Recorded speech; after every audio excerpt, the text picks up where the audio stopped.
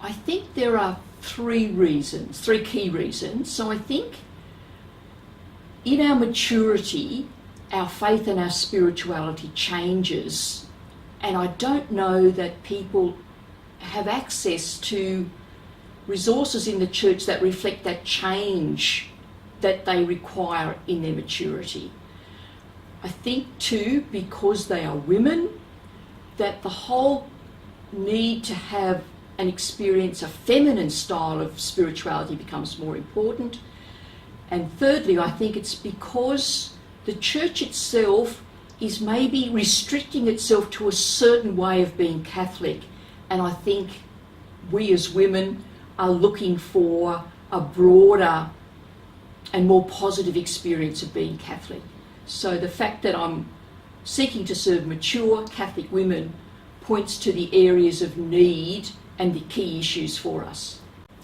Well, I guess my own sense has been that while the Catholic Church has framed and provided many rich processes and opportunities for me, I've come to realise that there's many different ways to grow in faith. So I've experienced a gradual broadening within myself, so I feel very open and I don't judge people about the path that they're taking. So I guess my own path and the things that have proved helpful in different ways for me help me recognise that people do need to take an individual path for their own growth in their spirituality. But on the other hand, I'm also very familiar with the good heritage which can come from a religious tradition, and I'm really happy to introduce and to share those possibilities with people too. Well, strangely, they work really well. Sometimes I get nervous beforehand, but I love to build a relationship with the participants so that, I don't know, they kind of shape the experience too, and it becomes very much a two-way thing. So I like to provide opportunities for people to get to know each other in the group, because I think you can't really relax until you know who you're with. So we do a little bit of that earlier on.